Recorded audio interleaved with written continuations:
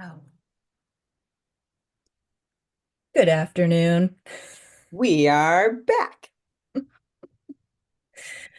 I was trying to use a radio voice. I always used to walk into the office and hear people like talking to me, and then they'd get on the phone like, "Hi, welcome to membership." And I'm like, "What's happening? What's going on with your voice?" Because this is my voice regardless of where I go, unless I lose it. Mm-hmm. What's your phone voice? Oh, I think my voice is pretty much the same too, but I was trying to get like that deep radio voice, which I Oh, if you don't need know if the if you needed the depth, girl, I'll yeah. hit you on the depth. I feel like that's where I can shine, I do like a good radio voice. I'm not gonna lie. like a Morgan Freeman radio voice. Yeah. Yeah. A nice soothing. Or, you know what I really like in my meditations is an accent. A little British Oh, accent or an Australian dang. accent. My favorite Or listen. meditation is a Scottish right now. Okay, I could Yeah. I could get down with that. Yeah, it like lulls me straight into like a manifestation. I'm like, oh God, this is great. I don't know what it is about the sultry Scottish, I can't even do it, accent, but it gets me. I love it. Okay, so we were talking, we haven't done a solo episode in a while, and um emotional regulation has been really honestly a topic on both of our minds. Me because I haven't been emotionally regulated in a while. And Laura because she's doing a talk. Yeah. So Uh, I can't wait to talk about this today. I mean, I love how authentic we get to be, right? Uh, but to your point, I'm sure you're not the only person who's been struggling to regulate since the political flags have shifted. Yeah. Uh,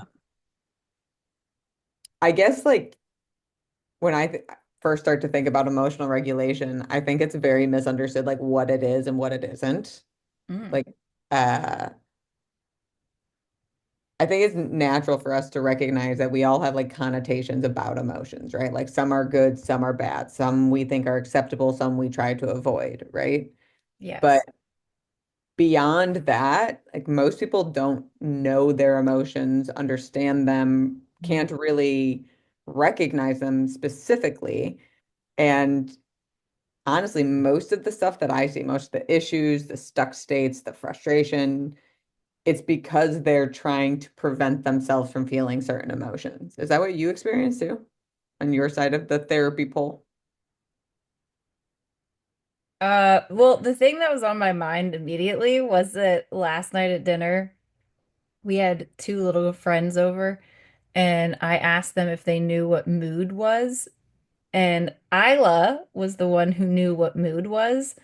And I Oh, was very surprised and proud of her in that moment. But it's interesting, my own oldest daughter did not know the answer to that question. And I do think emotions can be confusing because we can experience conflicting emotions at the same time. So then it's hard to explain what you're feeling. brilliantly said, and definitely not a child only challenge. I mean, No. I know when Scott and I were working through something, he asked me like how I recognize when I'm feeling anxious. And I explained it to him. He's like, so you literally like can feel it in your body? And I'm like, yeah. And he's like, so you're aware of it in the moment when it's happening. I'm like, yes, because I've trained myself to be. So like even with a grown up adult, like I've had to talk him through how to understand and get to know his own emotions. So I do think it's like a huge gap in general. But as for the conflicting emotions, getting real deep real fast, it's normal. Like it's very normal to have conflicting emotions because in any given moment there's multiple truths. Like Yeah. you can be empathetic towards someone's situation and feel heartbroken or somber for what they're experiencing and be hurt by what they said to you or how they communicated with you. Like you can hold both of those energies at the same time. I think the challenge is when people feel like it can only be one. And Yeah. then it's like, well, it has to be this or it has to be that. But when you actually just leave space for maybe the 3 to 5 emotions you're feeling because of the multiple experiences, it just helps you understand what your experience is. To your point, the first point you made, I remember when I first realized that I could identify anxiety in my body and the way that I would recognize it, and this is after it had gotten pretty bad, I'm gonna be honest, was that I would notice that I didn't feel like I could breathe. Like I didn't feel like I was getting a good deep breath, like kept feeling like I was short of breath. And then I would say to myself, whoa, what is this about? And then I would go home and journal about it. And every time there was like tons of stuff going on, and that's why I was feeling that way. And that was the beginning of me also understanding that there's usually not only is there just not one emotion, there's also not one reason. Uh-huh. And this is like, I think one of the things that makes humans so complicated. We want to point to one reason, like, oh, she's behaving like that because of this, but everything is more complicated than that. Mhm. Everything. And I think that's the important aspect when it comes to regulating, right? Because ultimately, we're talking about the most important aspect of regulating, which is awareness. Because if you don't have awareness, you definitely will not be regulated. You'll just be like, I always say, emotional intelligence requires awareness. Because if you're not aware, you're just emotional.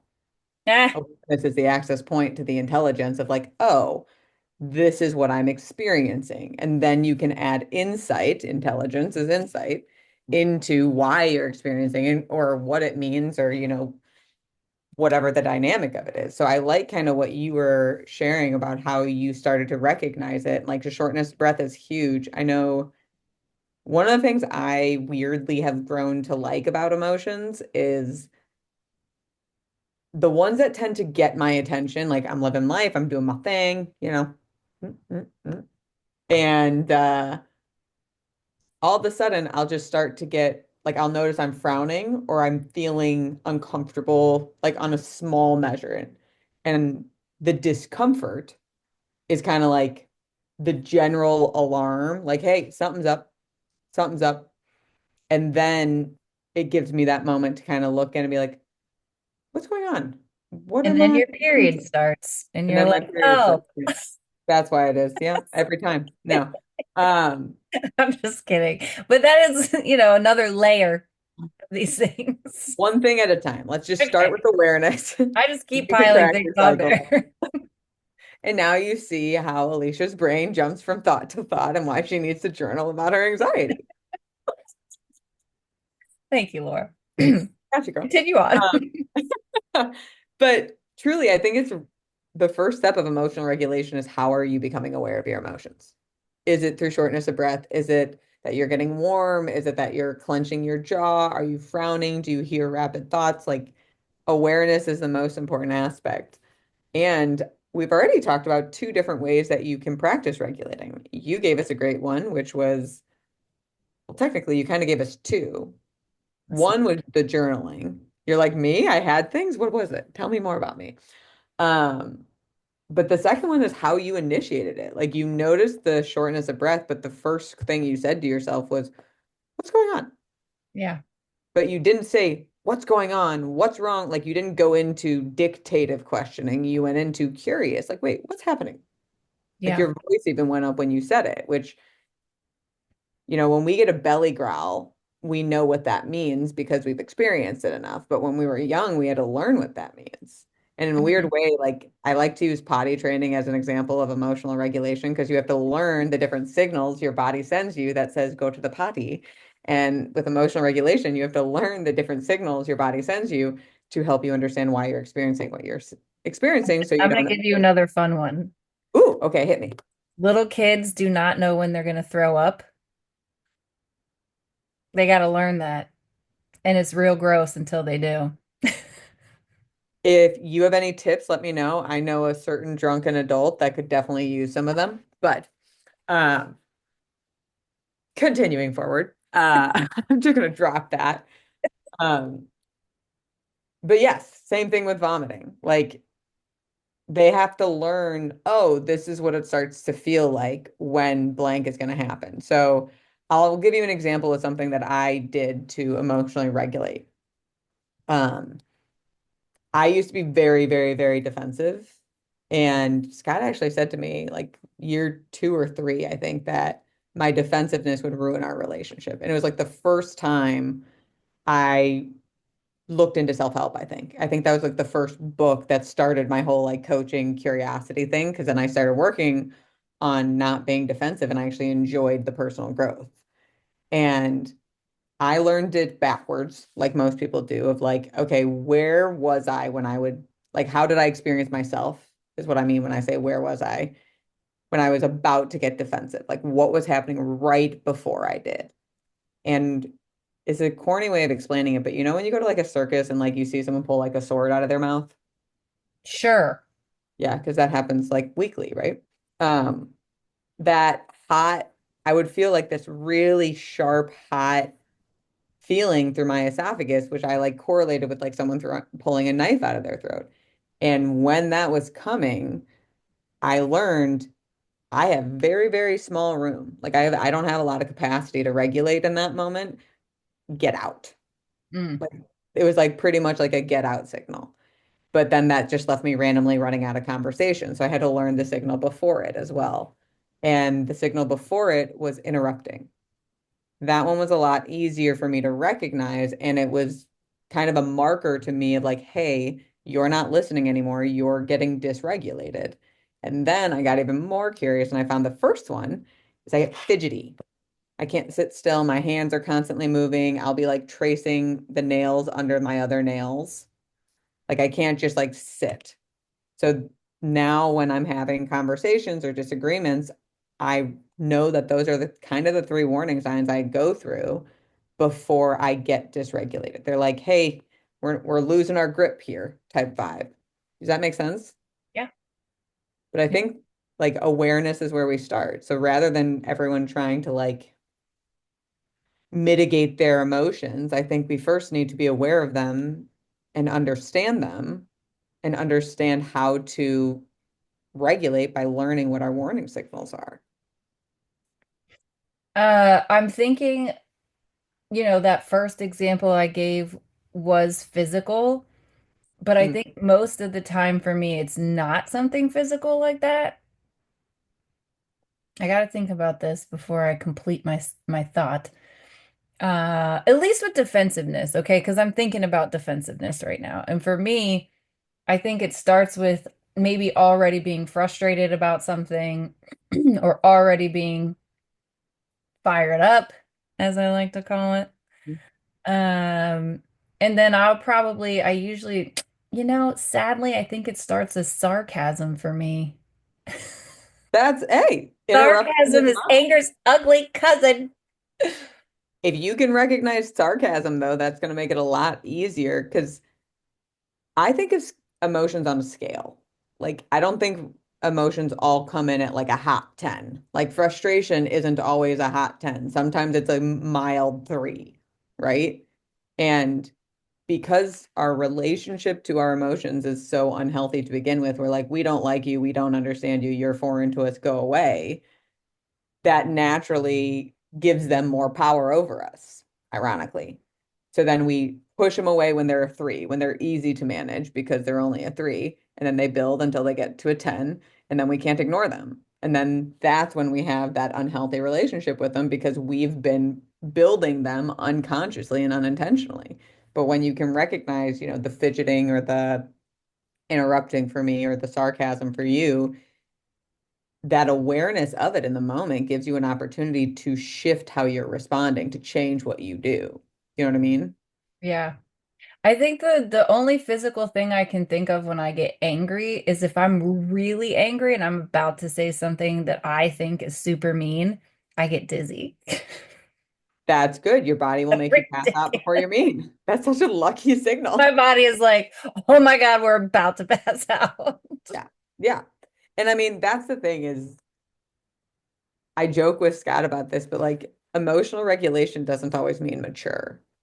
Like when that sword feeling comes for me, I will quite literally plug my ears and run out of the house like la la la la la la la la la la la la. Like I cannot hear anything else he's gonna say, or I'm going to flip a shit. Like that's my near pass out, but it's more like rageful revenge and the demons coming out from within me to take over something. I'll go like completely blind and numb. I won't remember any of it. I'll be like, okay, what happened? It's like the devil within me is trying to come out. And I'm like, nope, we're going to get away from this circumstance before I hurt anyone. That happens a lot, actually. I remember this guy that I was friends with telling me that his father was physically abusive Mm, whole life and that he would have these blackout anger rages where he would like really whoop some butt and not remember any of it. And he would just come to like afterwards after he'd torn up the room or whatever it was. mhm. Uh, his story was maybe one that stands out, but I've heard that many times from people where they get into such a blind rage, right? That Mhm. yeah. I mean, it's technically called amygdala hijacking. Like it surpasses like our first, second, and third threat responses. And like there's no logic. It is just like primitive. But it's funny how we don't need to be in physical threat to actually experience that. So one of the guys that I really like, that I follow, Sean Webb, he wrote Mind Hacking Happiness. He talks about defensiveness, and explains that we have this map of our sense of self, and there's different things attached to this map of our sense of self. And when we feel like any of those things are being attacked, that's when we become defensive. And he discovered this through AI and trying to program AI to be more human. But now he's using AI to try to help us deprogram ourselves, which is pretty fucking cool. I can't wait till his project is complete. But That's um, awesome. I know, an AI that will help us like And we to. need it. I Like, know, we don't realize how much we are conditioned and how much like we're run on certain patterns. And what's been interesting is like I have been doing a lot of research on emotional regulation because I have like two talks coming up about it. And it blows my mind. And like I understand it, but it still blows my mind how much of our behavior in our life is dictated by how we relate to our emotions and like our willingness to experience it. And like it is literally the difference maker between success and failure, growth and staying stuck, comfort and discomfort, because we're like, we just don't think we can handle it. But then for certain people, we're put in certain situations where you're forced to handle it. Like, think about when you started your business. Think about all the random emotions you've experienced between then and now, how you've grown as a human being, things you've learned, like hardships, exciting moments. Like, think of all of that that was created and experienced between then and now, right? right? How do you think and feel about yourself today that's different than before you started your business? Ooh, dang. How do I think and feel about myself? Okay. One thing that has changed is I feel like I probably have a greater capacity to handle anxiety, which is a little wild, but I kind of realized that no matter what happened, I always figured it out. And not to like brag about myself, but just like the answers exist and they kind of come to you when you need them. Mhm. And there's no reason to ever really panic. I mean, that's something that I think I kind of knew, but this was like a whole different level of anxiety and a whole different level of those things coming to fruition. Um, and oh God, there's so much that I learned. I mean, I know. But like I think that's a really good point. Like just what you were saying is like it's not a brag point of no matter what happens, like I'll figure it out. It's actually a lived reality for most of us. yeah. but we don't put ourselves in the position to see if that's true because we're afraid, aka the emotion, resists us, it demotivates us, it distracts us so that we don't go towards that. Like I experienced something similar and I remember like I used to like feeling like I was on top of everything when I started my business because I was doing my personal training on the side. I was in school for coaching because I enjoyed it. So I was like, let's do more. I don't know why I thought that was a good idea while I was also building my coaching business on the side You while do we like were a all challenge according to your I thing. know. It's like I can't stop myself, which I'm learning more about why actually in Adam Grant's book, Hidden Potential. Very interesting. Uh, Okay. but I remember looking at my like whiteboard of to-do things one day and being like, I can't stay on top of all of it. I can't. Like there's no like I was already pulling all-nighters. I was already being unhealthy. I wasn't working out all the time, which you know is not me. Mm-mm. Like it just wasn't okay. And I was like, well, then we're just gonna have to get to what we can get to and like hope and pray for the best. And it sounds silly, but like that's what I just changed to. And what I found by doing that was like it all works out how it's supposed to work out, what you're supposed to attend to, what you eventually get to everything, and the answers find you when the time is right. So it's like constantly living in like a chaotic state, but under with this like calm understanding of like, I'm not supposed to have all the answers right now. Like I'm just supposed to kind of roll with it and like adapt in the moment. But that like we were both forced to have like strenuous experiences, have distress, anxiety, like, and challenge our system. And now we're able to persevere with greater tenacity. We're able to have better plans. We're better able to believe in ourselves in general. And like that's what happens. So like when we're adverse to feeling our emotions, we miss out on all that we are. Mm. And if that isn't a reason enough to look into emotional regulation, I don't know what is. Oh, people don't even like themselves. They don't want to look into their emotions. They don't even know themselves. That's why they think they don't like themselves. Like, think about it. I will actually tell you in the consultations that I do, like, I always give a free consultation to make sure, like, it's a good fit, right?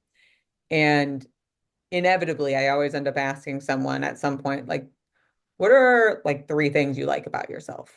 And they Mm. can't really tell me. And then I'll ask them, what are three things you don't like about yourself? They'll tell me 10. And I'm like, that is the highlight of the imbalance. This is why you're struggling with your health. This is why you're struggling with your career. Whatever it is, like the source of so much of our struggle is because of how we relate to ourselves and our emotions of ourselves, which are going back to Sean Webb. We need that AI to decondition that because it's all a load of shit. It's just Now, bullshit. I will tell you this. He has an equation for how all of this works.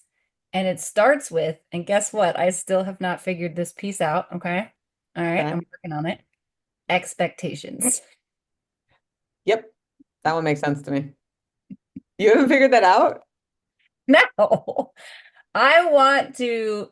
One of my clients read this book and I asked him to give me the highlights of what he read because I Mhm. love to learn. And he said one of the mantras from the book was expect nothing. And I was like, oh, oh, Yeah. I don't know how to do that. I don't know how to do that. I want to. I really want to, but I don't know how to do that yet. And I saw him, gosh, it was probably like 6 months I didn't see him and he came back and I was like, dude, I'm still working on that one mantra. Still working on that guy. See, I've heard the same thing, expect nothing, accept everything, Yes, that was right? another one. Yep. And It's written down. I got it written down over here. it's one of the ones you keep circling around, like, what does this actually mean? Like, Uh, how do we get there? well, I think it comes down to what do your expectations do for you and how do they keep you in a familiar state of how you identify yourself, right? Yeah, I think they're automatic for me. I'm not consciously aware of them all the time. Oh, yeah. Most people aren't. I think that's like expectations aren't actually the problem. It's what's happening with like before the expectations. Like, what are the expectations trying to protect? Why do we need to have those expectations? So like for instance, I have a client who he doesn't realize that this is his expectation, but he expects himself to be good at everything he does without practice or experience. Yeah. So I've how he experiences that is when he tries to do something that he has no experience with, has no reason to expect he should succeed. So tries the first time, he doesn't get it right, as most people won't, and he tells himself he's a failure. Yep. Yep. So in that Pretty moment, scary. like his expectations keep him believing that he's a failure. So the problem isn't actually his expectations, it's the belief that he thinks he's a failure. Oh, damn it. That was a lot. I got to wrap my head around that. Okay. Spinning, calculating, rainbow wheel. We got rainbow wheel Yes. on the computer screen, right? Um, but I think like there's a mantra that I go when I heard that, like expect nothing, accept everything. The mantra that unfolded that I kind of go to is what's for me will find me. Hmm. Be that good, bad, ugly, you name it. Like That's that's cool. I like that's that. life, Maybe right? that's a better mantra. I mean, you found me. I did. You're clearly for me, my friend. So I will take that all day, every day. And I mean, even my company, like I tripped and woke up with a business. Hmm. So I really do believe what is for me will find me, and what's for each of us will find us. I think it's our resistance to what we want it to be that creates the contrast. Hmm. I could see that. Anytime I talk to people about this kind of thing, though, this one caveat always comes up, and people say things like, "Oh, so you're saying rape was for me?"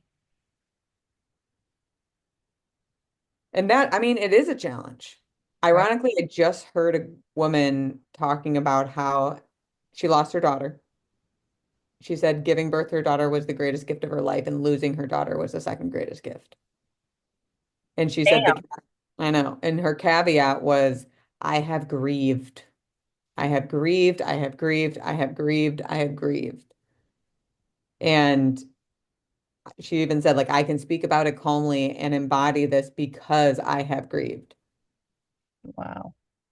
I mean, I'm not going to say that like rape is for people, but ultimately, like what we're supposed to grow and expand from, like we don't get hit with the hardest thing first. We ignore a lot of the signals the universe sends us before. Ooh. Ooh. So there is no point of me or part of me saying that like it's their fault. That is not what I'm saying. I just want to be very, very, very crystal clear. I'm saying it's a mindset. And if you've ever read Viktor Frankl's book, A Man's Search for Meaning, he talks about his mindset in the Holocaust. Like the greatest gift you have is the mindset you approach life with. You can have all of your everything taken away, your family, your safety, food, anything. But if you protect your mindset and believe that there's a reason for you, that's hope. Yeah. And that is like one of the key differences that they've seen in like the survivors of the Holocaust. So like I'm not saying I have the answers to that question, but at the end of the day, you've experienced it, so how are you going to use it for you? It's Yeah, I horrible. think in the podcast we did with the breath work, Tim, Mm-hmm. one of the things he said that I was like, "Oh man, that was good," is thinking about how many other people have experienced the same thing and how many people you might be able to impact or help because of that. Which for me helps me because I like to help. Yeah. Um, I know that that's not a lot of other people's necessarily desire. Uh, Right. but I have found a lot of people can find meaning in their pain. And I think that that's usually towards the end of the healing journey. I certainly wouldn't say to look Mm. for that immediately.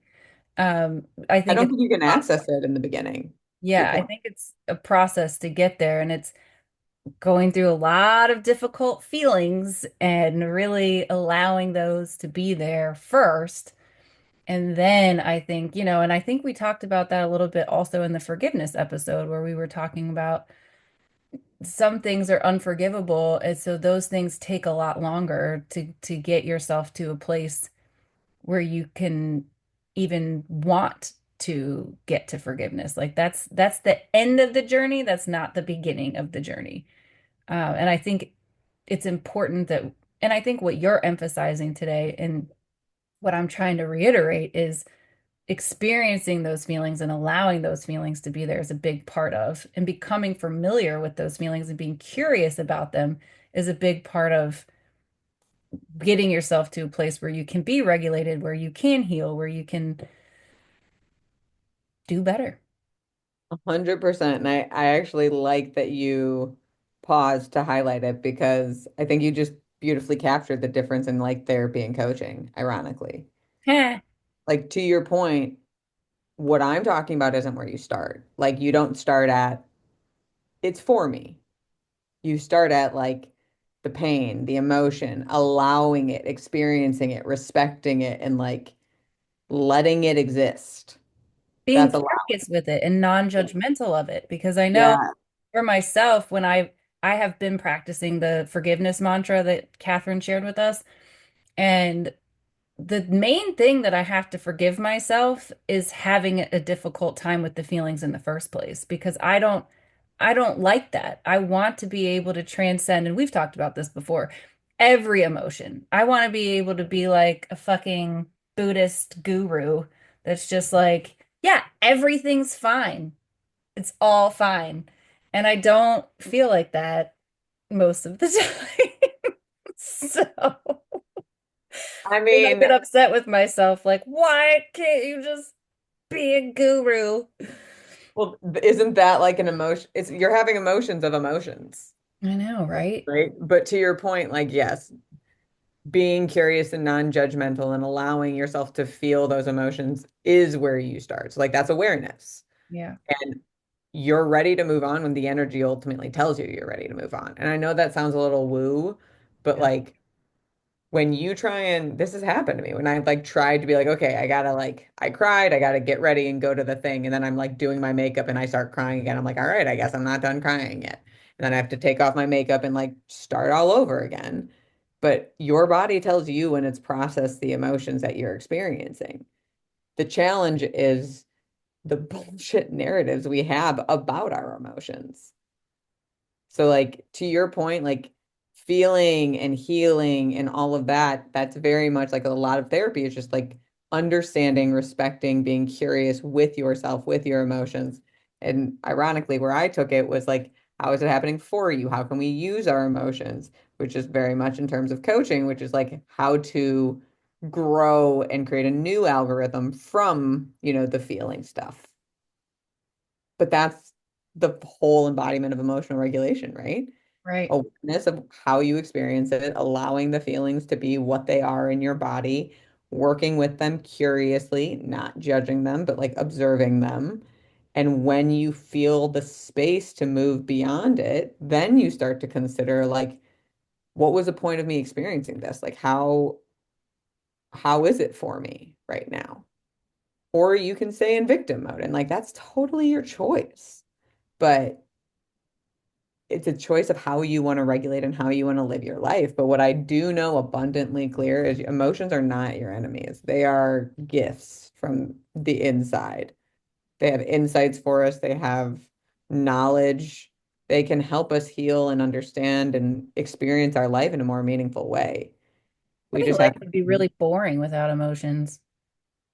dude, for real. I mean, why do we watch reality TV? Because it's fucking entertaining. I remember a guy telling me once that he hated emotions and that he was surprised that we hadn't evolved past them. And I was like, what? What, sir? What would life be if we evolved past emotions? We'd be fucking robots. We would be robots. But that shows you, like, most people don't understand the value of emotions. Like, Yeah. how do they add to your life? How do I they mean, help you process? in undergrad, I took a class called motivation, and I can summarize it in 2 minutes. And I wish that we had summarized it in 2 minutes. But anyway, 80% of what we do is because of emotions. Ah, there you go. Oh, and another thing I learned in there is that we generally do not learn from other people's experiences. We generally have to learn through our own experiences. So there, Yep. Yep. full There you go. motivation class, 2 minutes. Motivation. Now pair that with what we talked about with emotional regulation. Go get yourself some experience, and then you can motivate yourself and access your emotions as motivational tools. One question before we wrap up, and I don't know if you can answer this quickly or not, but hopefully you can. Can you talk for a second about top down and bottom up regulation? Oh yeah. So it's two different ways of like regulating your nervous system, pretty much. So top down refers to like using your brain and your mind to calm yourself. So like meditation is a form of top down. Um, Venting and talking to someone is a way of top down. Even just thinking yourself through it is a therapy, coaching, all ways of it. Bottom up is regulation through movement. So that could be walking, that could be exercising, that could be journaling, that could be swaying. So for a lot of people, like I'll use Scott and I as an example, if we're going to have a hard conversation, he knows that he's more regulated in hard conversations if we're walking. So we'll go for a walk and have that conversation to help both of us stay regulated, but that really is something that he's requested and I don't have a problem with. Um, there are other times, and I think it's actually a big part of regulation is understanding which modalities work with different emotions. So, for instance, if I'm feeling anxious or scared, I need a top-down regulation. If I'm feeling anger, top-down will never work for me. Bottom up is the only, like, I will have to stomp my feet, jump up and down, run the stairs. Like, I have to get out that anger. So like part of it is also learning which ways work with different body styles, and sometimes you need both. That's Now, my version. what about like giving a angry cry? Would that be like a That's more of a bottom up, okay, that's what I was thinking. like physical things, like somatic things and physical, like even journaling could be considered a bottom up way of regulating. So like because you're simply moving your hand, even though it's technically more of an analytical process. So it in that instance, journaling is actually kind of a two for one. It's a bottom up and a top down. Yeah. Similarly, It what works. it depends what you're doing with your mind when you're crying. If you're thinking about it or thinking through it, it could be both. Yeah, I didn't mean like actual tears crying. I meant like "Ah," like something like that. Yeah, that's bottom up. Okay, that's what I was thinking. Um, I was watching a Amy Schumer movie last night and she was on a date with her boyfriend and she was expecting him to propose and he didn't. And she got so mad that she just did that in the middle of the restaurant. And I was like, that is fantastic. I really There you go, I right? like But think about it. Like there are certain people when they're angry, they slam their yeah. desk, right? Yeah. They might not recognize it, but that's a bottom up way that they're trying to regulate their anger, Yeah, one of my favorite reality TV shows. since we're talking about it. No, I don't even remember what it was. It was probably one of those like couples retreats or something. And the therapist in the, I like to watch things with therapists.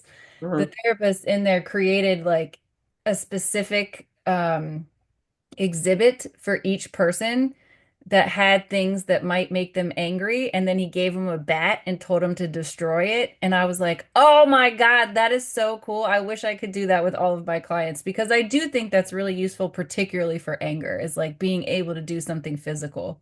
Do you know one that my cousin does that I love?